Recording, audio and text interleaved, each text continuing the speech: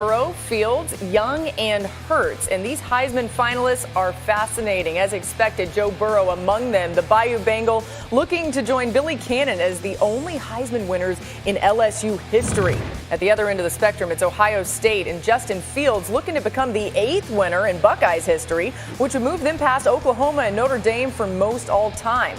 Now, so is Chase Young, also from Ohio State, became the 4th D lineman ever to be invited to New York for the Heisman ceremony. He's been dynamic this year. And Jalen Hurts continued a recent trend as Oklahoma has now had a quarterback as a Heisman finalist in 4 straight years. That's the first time that's happened for any school. Now, Burrow's season, as we do expect him to win it, has been one for the ages. He's poised to break Colt McCoy's single-season completion percentage record, and he's already made SEC history with the most passing touchdowns and yards in a single season.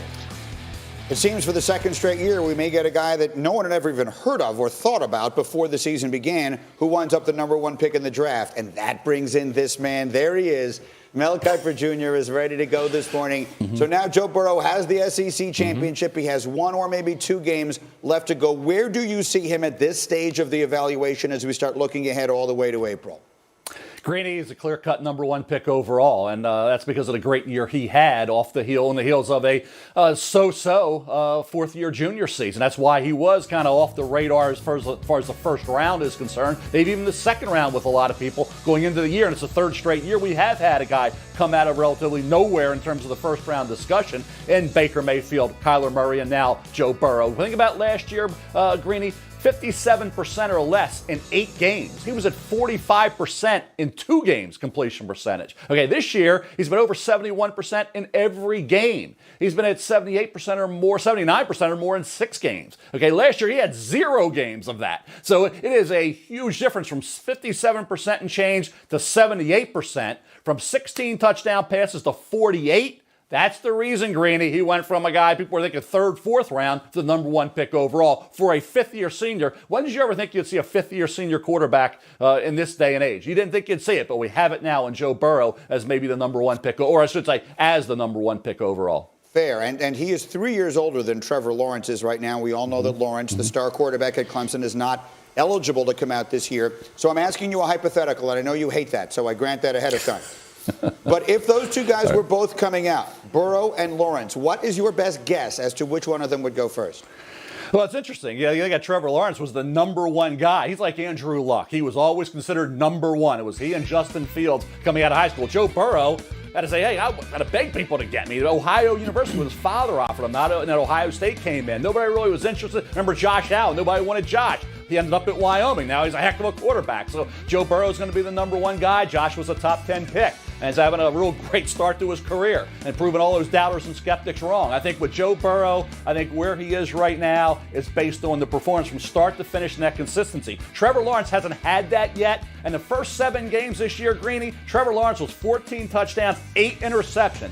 Last 6 games, 20 touchdowns, 0 interceptions, okay? And his completion percentage this year is better than it was last year. So I think when you look at Trevor Lawrence, next year, he's going to be in line to be the #1 pick overall. If you said they were both available this year, you go by the guy. I would go with that guy who's been under the microscope and has played the much tougher schedule. I would go with Joe Burrow. But we'll see. We got Ohio State coming up with Clemson. Then we probably have LSU. It'll be the first time we've seen Trevor Lawrence go up against big-time teams. We've seen Joe Burrow do it and been phenomenal. We haven't seen Trevor Lawrence do it yet this year. Saw it last year. We haven't seen it this year. That's why right now, if you had said to me, answer the question, I would go with Joe Burrow.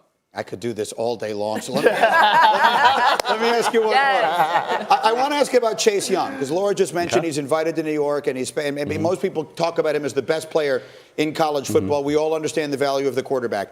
But we've seen guys go #1 as pass rushers, Jadeveon Clowney, Myles Garrett. Is Chase Young that kind of good?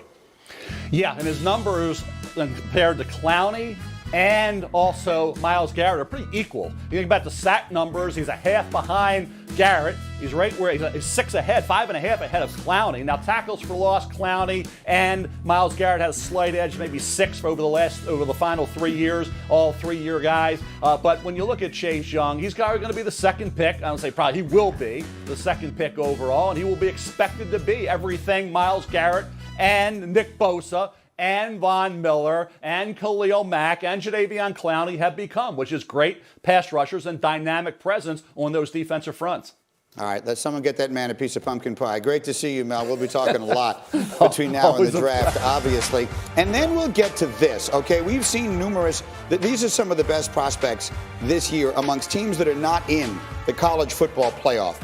And we've seen numerous super high-end prospects sit out the final games of their collegiate careers. The names that jump to mind immediately: Christian McCaffrey got drafted high. Leonard Fournette got drafted even higher.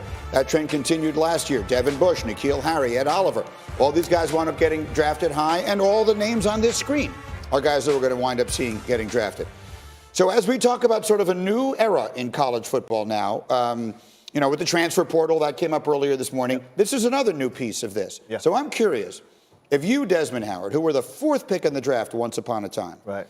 if you were playing in a bowl game that was not for a championship, Yeah. do you think you would have played? Today, no.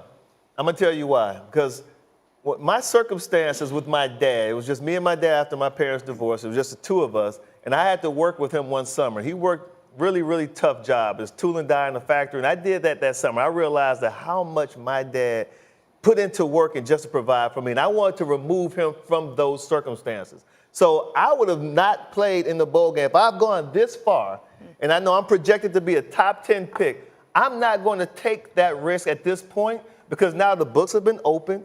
I know how much everyone's making off of our labor. We're the workhorses. And now I have an opportunity to take my father out of that situation and set us up financially for some sort of security for the rest of our lives. I would not have taken that risk because of my situation. And Dylan McCaffrey did the same thing, too.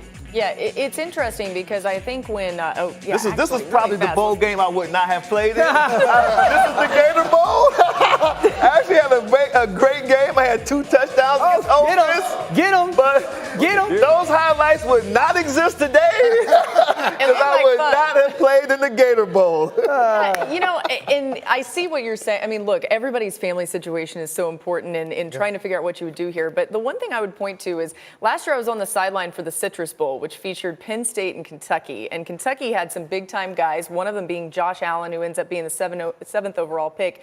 And it was really important for him and Benny Snell to play in that game. And they said no matter what, they want to play in the game. It was a championship atmosphere there. That game meant a lot for them. They had a legacy at Kentucky that they wanted to solidify with a 10-win season. So I do think it's situational, but there are some of these bowl games that really matter to these players. Yeah, I was part of one. I mean, when I went to school, I'm from Connecticut, and I went to UConn when they just started to get into, back then, 1A football. And so when my senior year, we had the chance to go and play in a bowl game. It was our school's first bowl game ever.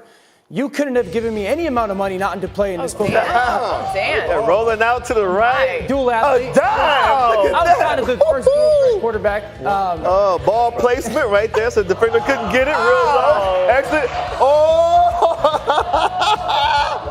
Man, I'm dead. I had to pay that guy $20 to hold that up.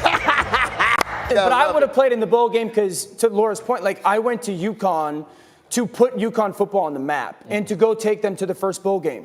But my circumstances were completely different than yours, Des. I think your story is incredible. And I think Dez's story, so people understand it, is more of what college football is than mine. Yeah. More people need to understand, a lot of these kids that have the opportunity to play in the bowl game, their choice may not be yes or no. It may only be no because not only have I worked 8, 9, 10 years to get to this moment, my family has sacrificed a ton. Absolutely. And it's time to go take the next step and do what Desmond was talking about with his family. And my circumstances weren't great in college, but I would have gone to the bowl game if they had free beer. But I completely agree. I mean, unless it's a special circumstance, Laura, the Kentucky situation last year was interesting. No big-time first-round player, if he's not playing in a national championship or a semifinal, maybe the Rose Bowl is going to go. Look, these games just don't have the value anymore they used to. It's worth pointing out 2 things. One, the NFL doesn't care. Right? So that's a big piece of this. Not one player is dropping because they didn't play in these games. Right. And the other piece of it that I think is worth pointing out is this applies to a very small number of players. True. Most of them need that game, right? Absolutely. They want another game of tape against good competition. No, you're exactly right. Yeah, so they need it. And I also think it's Jalen Smith. You know, and obviously he overcome it. Nick Bosa, there's some data of he didn't play. One guy benefit. You know, there's some proof of injury being a part of it as well. You put UConn on the map. Was that in disappearing ink? Because I don't see. Orlovsky doesn't deserve this. Fired. Just to make you feel better. Just to make you feel better. Show a picture of Carson Wentz. He loves Carson Wentz. Go ahead, Carson Wentz. He played like Superman. But we'll show you why being Clark Kent was actually the key to his win.